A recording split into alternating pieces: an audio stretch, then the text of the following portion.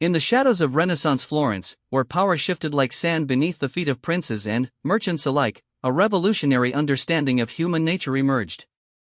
The conventional wisdom of the time preached virtue, honesty, and moral rectitude as the paths to success and influence.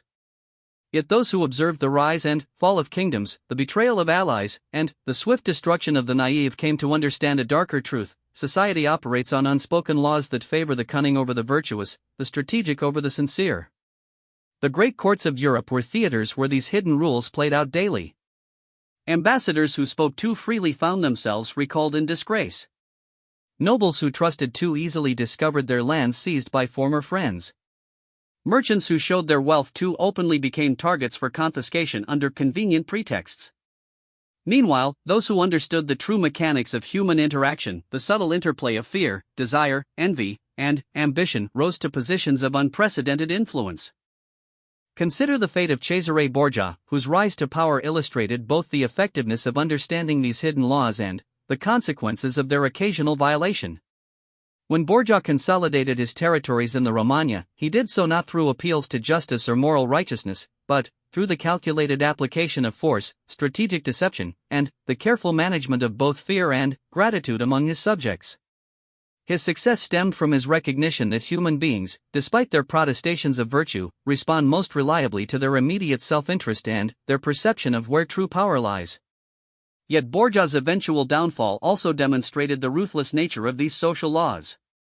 When his father's death removed his primary source of support, those who had appeared loyal revealed their true allegiances. The very nobles who had bowed before him turned against him not out of moral conviction, but because the balance of power had shifted. They had never truly served Borgia himself, but rather the perception of his strength and the benefits that association with him provided. This pattern repeats endlessly throughout history and continues in our modern age. The executive who shares too much information with colleagues finds their confidences used against them in boardroom politics. The entrepreneur who reveals their genuine enthusiasm for a project becomes a target for manipulation by those who recognize exposed emotional investment as leverage. The politician who admits uncertainty or shows authentic vulnerability discovers these moments weaponized by opponents who understand that perceived weakness invites attack. The first dangerous social law that most people unconsciously follow is the belief that honesty and transparency will be rewarded with reciprocal treatment. This naive assumption has destroyed more careers, relationships, and ambitions than perhaps any other single misconception about human nature. Society teaches us to value authenticity and straightforward communication, yet those who practice these virtues without strategic consideration often find themselves at the mercy of those who smile while concealing their true intentions. The corporate world provides countless examples of this dynamic. The manager who honestly assesses their team's capabilities during a reorganization may find their department downsized, while a colleague who presented inflated claims about their group's performance receives additional resources. The employee who admits mistakes in the interest of improving processes often discovers that this honesty becomes ammunition for performance reviews, while those who deflect blame and claim credit for others' work advance more rapidly. This reality creates a fundamental tension for anyone seeking to navigate social and professional environments effectively. The moral instruction we receive from childhood emphasizes truth-telling, fairness, and consideration for others. Yet observation of actual outcomes reveals that these behaviors, while admirable in abstract ethical terms, often disadvantage those who practice them when competing against individuals who understand the difference between public virtue and private strategy. The second dangerous social law involves the assumption that merit and hard work alone determine success and recognition. This meritocratic fantasy blinds capable individuals to the crucial role of perception, positioning, and political awareness in achievement. While competence remains necessary for sustained success, it is neither sufficient nor always the primary factor in advancement. Throughout history, the most successful individuals have been those who combine genuine ability with sophisticated understanding of how to make their contributions visible, valuable, and indispensable to those with the power to reward them. They recognized that excellent work performed in obscurity yields fewer benefits than adequate work presented with strategic brilliance to the right audience at the optimal moment. The Renaissance courts were filled with talented artists, scholars, and advisors who possessed exceptional skills but lacked the political acumen to secure patronage and protection. Many died in poverty while less gifted but more politically astute individuals enjoyed wealth and influence. The difference lay not in their respective abilities but in their understanding of how to position themselves within the complex web of relationships, obligations, and perceived value that determined who received support and who was forgotten. Modern professional environments operate according to remarkably similar dynamics. The engineer who develops innovative solutions but fails to communicate their strategic value to decision-makers may watch as a colleague with inferior technical skills but superior presentation abilities receives credit and advancement.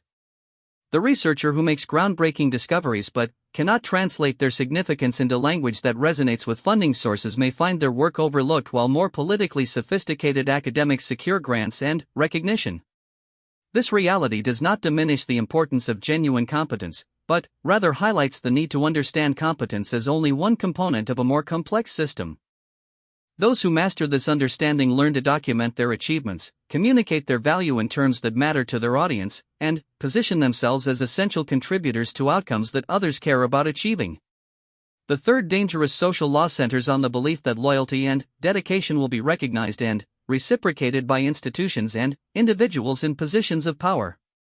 This assumption has led countless people to sacrifice their own interests in service of organizations, causes, or leaders who ultimately discarded them when circumstances changed or when their usefulness diminished. The historical record provides sobering examples of this dynamic. Loyal courtiers who served faithfully for decades found themselves exiled or executed when new rulers ascended to power. Dedicated employees who sacrificed personal opportunities for institutional advancement discovered their positions eliminated during restructuring efforts. Political allies who supported leaders through difficult periods were abandoned when those leaders needed to distance themselves from past associations. The most successful individuals throughout history have understood loyalty as a strategic tool rather than an absolute virtue. They have recognized that institutional and personal loyalty should be conditional, based on mutual benefit and shared interests rather than abstract principles or emotional attachments. This perspective allows for genuine collaboration and support while maintaining the flexibility to adapt when circumstances change or when loyalty becomes counterproductive to their objectives. This approach requires careful calibration. Complete cynicism and transparent self-interest can be as destructive as naive loyalty. The key lies in understanding how to demonstrate value and commitment while maintaining optionality and avoiding the trap of becoming so identified with particular people or institutions that one's fate becomes entirely dependent on their continued success and goodwill. The fourth dangerous social law involves the assumption that fairness and reciprocity govern human relationships and that others will honor implicit social contracts based on mutual consideration and respect.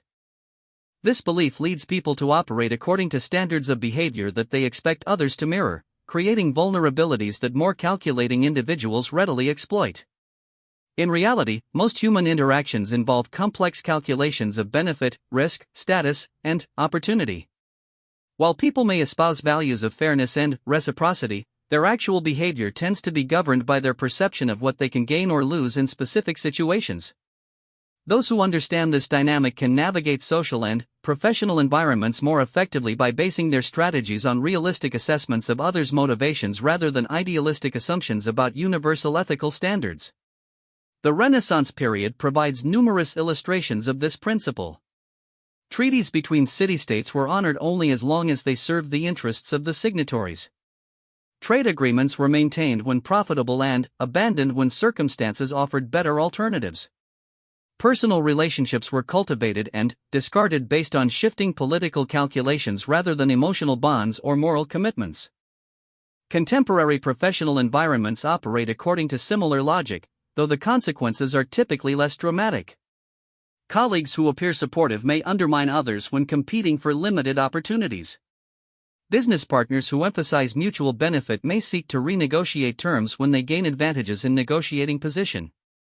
Professional relationships that seem based on genuine friendship may dissolve quickly when career paths diverge or when continued association becomes professionally inconvenient. Understanding this reality does not require adopting a purely transactional approach to all relationships, but rather developing the sophistication to distinguish between different types of interactions and adjusting expectations and strategies accordingly. Some relationships can and should be based on genuine mutual respect and shared values. Others are more productively understood as temporary alignments of interest that may shift as circumstances change. The fifth dangerous social law concerns the belief that expressing genuine emotions and authentic reactions will enhance relationships and communication. While authenticity has value in appropriate contexts, the indiscriminate display of emotional states often provides others with information and leverage that can be used disadvantageously. Emotional transparency reveals preferences, priorities, fears, and desires that skilled observers can exploit. The business owner who shows desperation during negotiations provides opponents with knowledge about their position that can be used to extract concessions. The employee who displays obvious ambition becomes a target for those who view rising colleagues as threats. The individual who reveals deep insecurities gives others tools that can be weaponized during conflicts or competition. The most politically sophisticated individuals throughout history have understood emotional expression as a strategic choice rather than an automatic response to internal states. They have learned to control what information their emotional displays convey and to whom. This does not mean becoming emotionally dead or manipulative, but rather developing the capacity to choose when authenticity serves their interests and when strategic restraint would be more beneficial. This skill proved crucial for survival and advancement in Renaissance courts, where a momentary display of the wrong emotion could lead to exile, imprisonment, or death. Courtiers who showed excitement about opportunities that others coveted became targets for elimination. Those who revealed fear or uncertainty invited attacks from rivals who sensed weakness. Success required the ability to project confidence, loyalty, and competence regardless of internal emotional states. Modern professional environments may not involve such extreme consequences, but similar dynamics remain relevant. The executive who shows obvious stress during crisis situations may find their leadership questioned by boards or subordinates. The entrepreneur who displays excessive enthusiasm during investor meetings may be perceived as naive or untrustworthy. The employee who reacts emotionally to criticism may be viewed as unprofessional or unsuitable for advancement. Part 2, The Mechanisms of Influence. The deeper understanding of social dynamics reveals that influence operates through mechanisms that often contradict conventional wisdom about human motivation and behavior. While society teaches us that people respond to logical arguments, moral appeals, and straightforward requests, observation of actual outcomes demonstrates that other factors often prove more decisive in determining how individuals and groups respond to attempts at persuasion or direction. The sixth dangerous social law involves the assumption that logical argumentation and evidence-based reasoning will convince others to change their positions or support our objectives. This rationalist fallacy has frustrated countless intelligent individuals who cannot understand why their carefully constructed arguments fail to produce the expected results. The reality is that human decision-making involves complex emotional, social, and psychological factors that often override rational considerations. Throughout history, the most successful persuaders have understood that people make decisions based on how those decisions make them feel about themselves and their position relative to others. They respond to arguments that enhance their status, confirm their existing beliefs, or offer them tangible benefits. They resist positions that threaten their identity, challenge their competence, or require them to admit error or weakness. The Renaissance diplomatic corps developed sophisticated understanding of these principles through necessity. Ambassadors who relied solely on logical presentations of their sovereign's positions frequently failed to achieve their objectives. Those who succeeded learned to frame their proposals in terms that appealed to their counterparts' vanity, fear, greed, or ambition. They understood that the same agreement could be presented as a demonstration of wisdom and strength or as a humiliating capitulation, and that the framing often mattered more than the substance. Consider the diplomatic triumph of Venice in maintaining its independence while surrounded by more powerful neighbors. Venetian ambassadors did not argue that their city-state deserved autonomy based on abstract principles of sovereignty. Instead, they convinced potential conquerors that an independent Venice served those powers' interests better than a conquered one would. They emphasized Venice's value as a neutral trading partner, a source of commercial innovation, and a buffer against rival powers. They made maintaining Venetian independence appear to be the shrewd choice rather than the generous one. This approach required deep understanding of each potential adversary's particular concerns and motivations. What appealed to the French differed from what motivated the Austrians or the Ottoman Empire. Successful Venetian diplomacy involved presenting the same basic proposal in radically different terms depending on the audience, emphasizing aspects that resonated with each power's strategic priorities and self-image.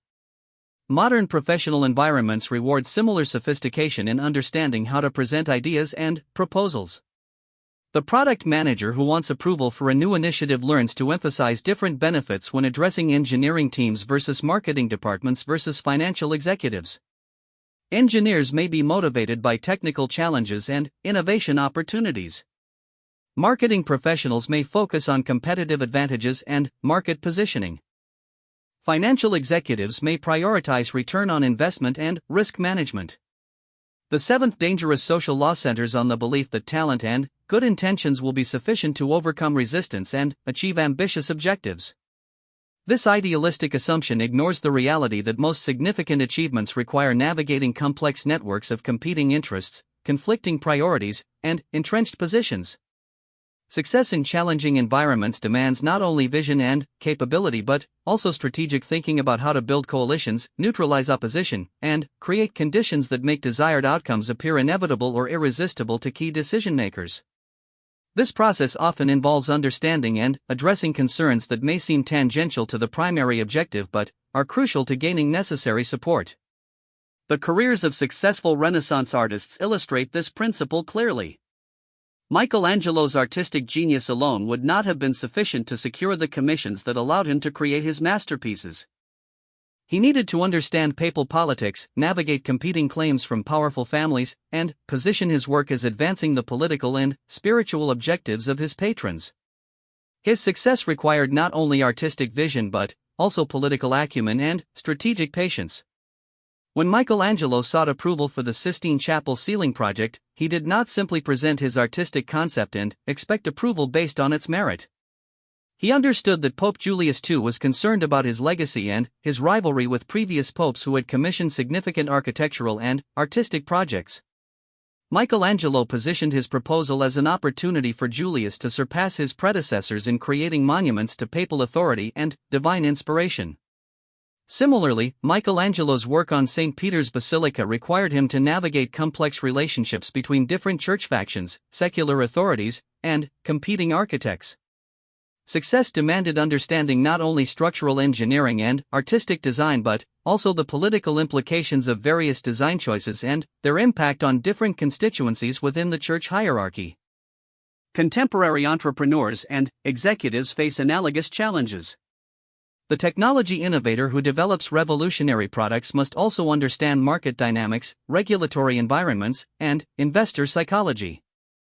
The nonprofit leader who wants to address social problems must build support among donors, community leaders, and political authorities who may have different priorities and concerns. The eighth dangerous social law involves the assumption that consistency and predictability in behavior will enhance credibility and trustworthiness. While reliability has value in many contexts, excessive predictability can become a strategic disadvantage by making one's responses and reactions easily anticipated and potentially exploited by others. The most successful negotiators, leaders, and strategic thinkers throughout history have understood the value of cultivating what might be called strategic ambiguity, maintaining enough unpredictability to keep others uncertain about their intentions and capabilities while still demonstrating competence and reliability in essential areas. This balance requires sophisticated judgment about when to be transparent and when to maintain mystery. Renaissance diplomats mastered this principle through necessity.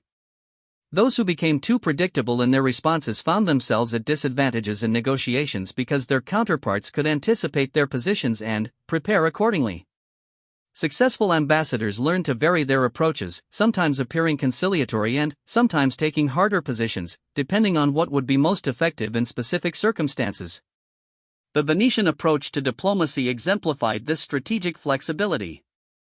Venice maintained relationships with multiple powers simultaneously, sometimes supporting opposing sides in the same conflict when doing so served Venetian interests. This approach required careful management to avoid being perceived as completely untrustworthy, but it allowed Venice to maintain independence and prosperity while more predictable powers found themselves trapped by their earlier commitments and alliances. Modern business leaders often face similar challenges in managing relationships with competitors, partners, suppliers, and customers. The executive who always responds to competitive pressures in the same way becomes predictable to rivals who can plan accordingly. The negotiator who always uses the same tactics finds those approaches becoming less effective as counterparts learn to anticipate and counter them. The key lies in developing what might be termed principled flexibility, maintaining core values and strategic objectives while varying tactical approaches based on circumstances and opportunities. This requires the sophistication to distinguish between principles that should remain constant and methods that should adapt to changing conditions. The ninth dangerous social law concerns the belief that direct confrontation and open competition represent the most effective approaches to overcoming opposition and achieving objectives. This assumption leads many capable individuals to engage in unnecessary conflicts that drain energy and resources while creating enemies who might have been converted into allies or at least neutralized.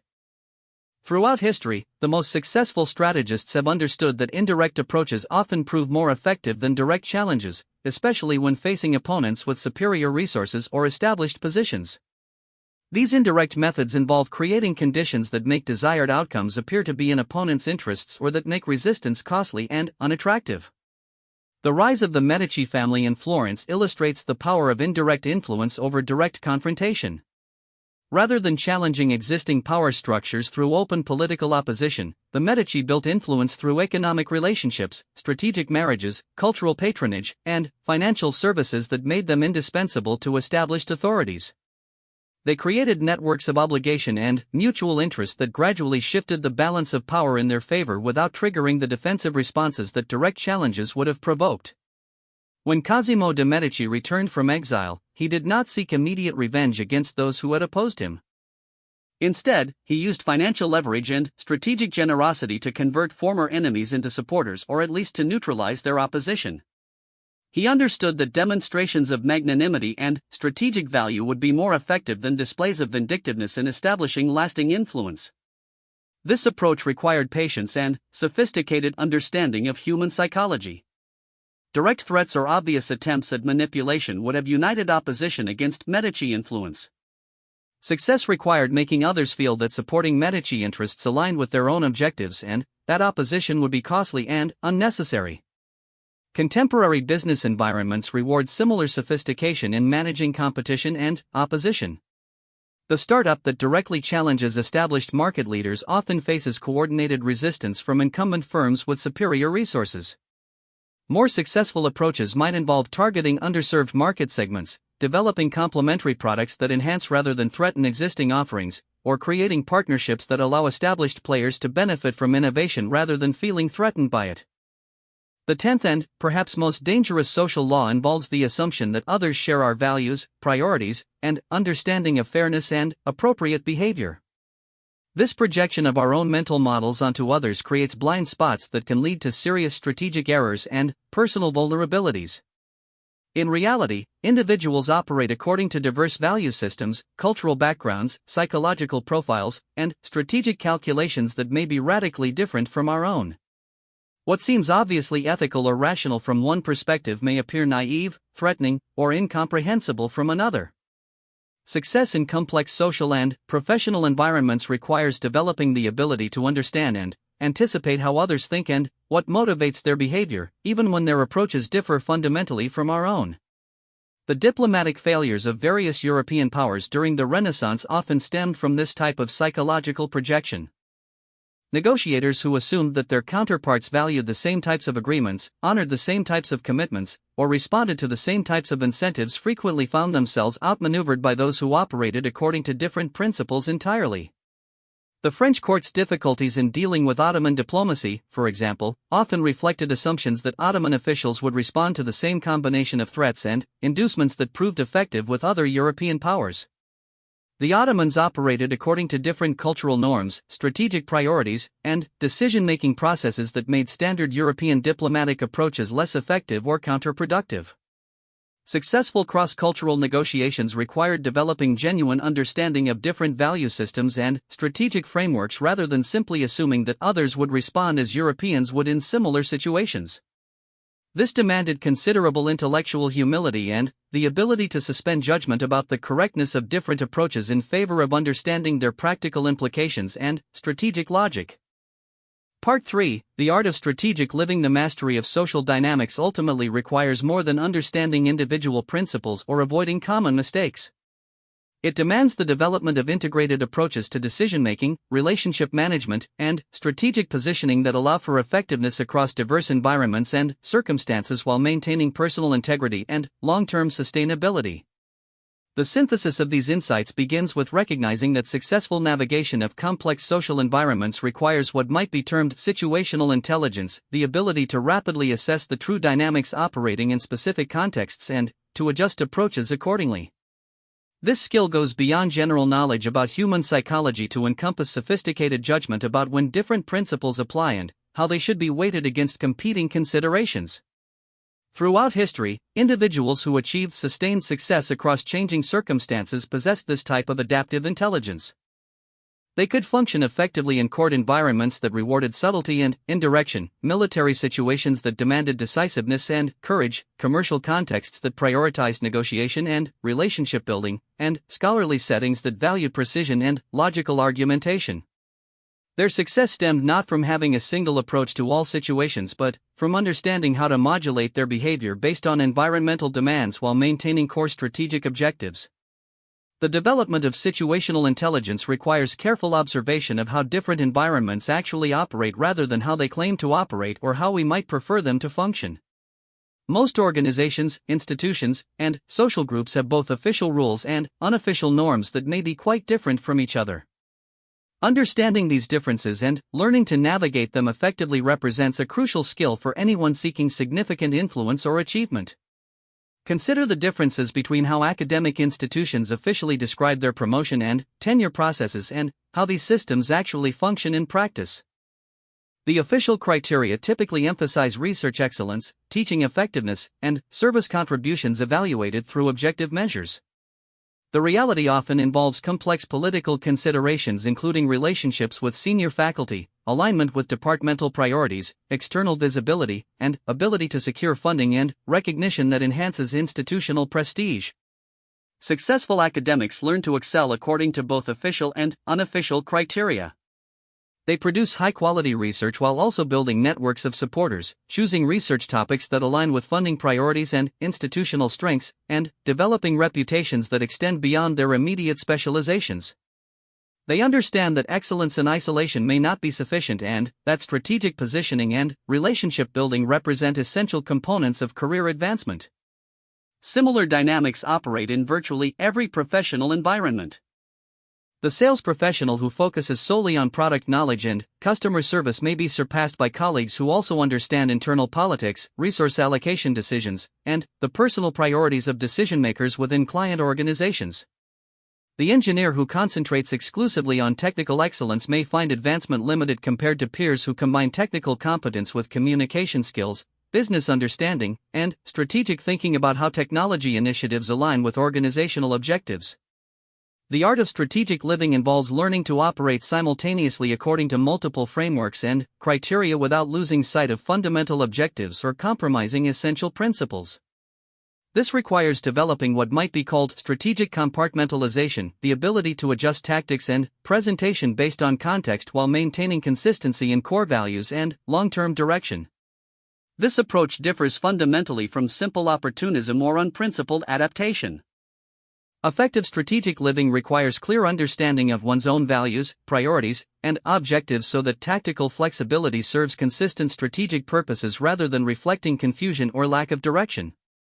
The individual who changes positions constantly based on immediate convenience will eventually be recognized as unreliable and untrustworthy, while someone who adapts methods while maintaining consistent goals can build credibility and effectiveness across diverse situations. The Renaissance period produced numerous examples of individuals who mastered this balance between flexibility and consistency. Leonardo da Vinci succeeded as an artist, inventor, engineer, and court advisor by understanding how to present his various interests and capabilities in terms that appealed to different patrons and audiences. When working for military leaders, he emphasized his engineering and fortification expertise. When seeking artistic commissions, he highlighted his innovative techniques and capacity for creating works that would enhance patron prestige. When engaging with scholars, he focused on his scientific investigations and theoretical insights. Yet despite this tactical adaptability, Leonardo maintained consistent core commitments to observation, experimentation, artistic excellence, and innovative thinking. His flexibility in presentation and emphasis allowed him to secure support for pursuing interests that remained fundamentally stable throughout his career. He understood that different audiences cared about different aspects of his work, but he did not abandon his essential pursuits to chase immediate opportunities or approval. This principle applies directly to contemporary professional development and relationship management. The successful consultant learns to present expertise in terms that resonate with different client industries and organizational cultures while maintaining consistent standards for analysis quality and ethical practice. The entrepreneur adapts pitch presentations based on whether audiences consist of technical experts, potential customers, or financial investors, but maintains consistent commitment to product vision and market strategy. The development of strategic sophistication also requires understanding the long-term implications of short-term tactical choices. Many individuals focus primarily on immediate outcomes without considering how their approaches affect their reputation, relationships, and future opportunities. This short-term thinking can lead to tactical successes that create strategic disadvantages or that limit future options and possibilities. The most successful Renaissance figures understood that current actions would be evaluated not only based on immediate results but also on their implications for future relationships and opportunities. They recognized that reputation represents a crucial strategic asset that requires careful cultivation and protection. They understood that perceived trustworthiness, competence, and reliability would determine access to future opportunities and that tactical gains achieved through methods that damaged these perceptions might ultimately prove counterproductive. This long-term perspective influenced decisions about which relationships to cultivate, which conflicts to engage in, which opportunities to pursue, and which approaches to use in various situations. It encouraged patience in building influence gradually rather than seeking immediate dramatic gains that might trigger defensive responses or create lasting enemies. It supported investing time and effort in developing capabilities and relationships that would yield benefits across multiple future scenarios rather than focusing exclusively on current challenges or opportunities. Modern professional environments reward similar strategic thinking. The executive who consistently takes credit for others' contributions may achieve short-term advancement but eventually finds talented subordinates unwilling to work effectively under their leadership. The entrepreneur who uses aggressive or deceptive tactics to close deals may achieve immediate revenue targets but discovers that reputation damage limits future business development opportunities. The academic who engages in bitter public disputes with colleagues may win specific arguments but finds collaboration and support more difficult to secure for future projects. The integration of these various insights requires developing what might be termed strategic empathy, the ability to understand and anticipate how others will interpret and respond to our actions while maintaining focus on our own objectives and values. This differs from simple sympathy or people-pleasing behavior because it serves strategic purposes rather than emotional needs for approval or harmony. Strategic empathy involves understanding others' motivations, concerns, priorities, and decision-making processes well enough to predict how they will respond to different approaches and to design interactions that produce desired outcomes while avoiding unnecessary conflicts or misunderstandings. This requires genuine effort to see situations from multiple perspectives and to understand how our behavior appears to others who may operate according to different assumptions or priorities. The development of strategic empathy requires moving beyond assumptions that others think, feel, and respond as we do ourselves. It demands careful observation of how different individuals actually behave in various situations and what factors seem to influence their decisions and reactions. It involves learning to distinguish between what people say they value and what they actually prioritize when making choices under pressure or when facing competing alternatives. This observational approach provides insights that can dramatically improve effectiveness in negotiations, relationship building, team leadership, and conflict resolution.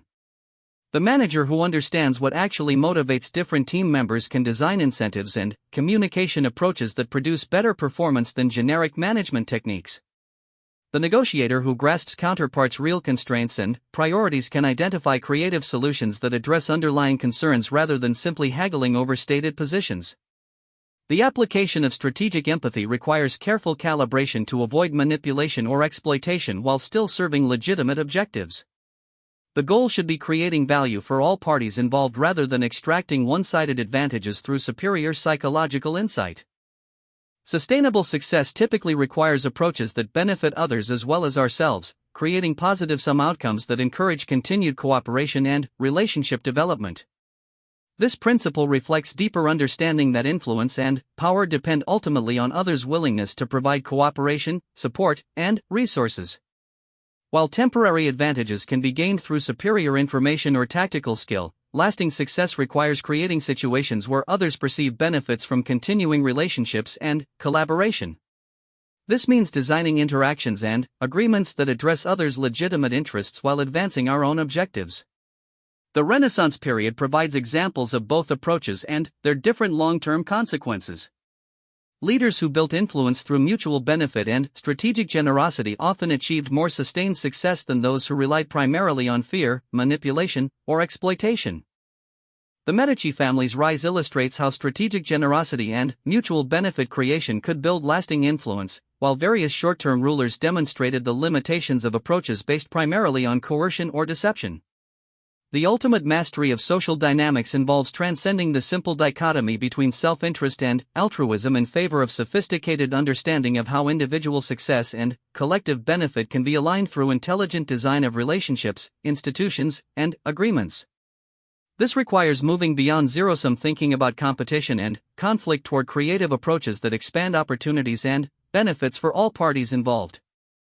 This perspective does not ignore the reality of competition or the need for strategic thinking about how to navigate situations where interests genuinely conflict. Rather, it suggests that the most successful long-term strategies often involve finding ways to transform competitive situations into collaborative ones, or at least to minimize the destructiveness of necessary conflicts while maximizing opportunities for mutual gain. The development of this integrated approach to strategic living requires patience, practice, and willingness to learn from both successes and failures. It demands intellectual honesty about the complexity of human motivation and behavior while maintaining commitment to ethical principles and long-term relationship building. Most importantly, it requires understanding that true mastery involves not simply following rules or techniques but developing judgment, wisdom, and character that allow for effective action across the full range of human situations and challenges. The lessons drawn from Renaissance political thought remain relevant because they address fundamental aspects of human nature and social dynamics that transcend specific historical periods or cultural contexts. While technologies, institutions, and social norms continue to evolve, the basic challenges of understanding motivation, building influence, managing relationships, and achieving objectives within complex social systems remain remarkably consistent across time and circumstances.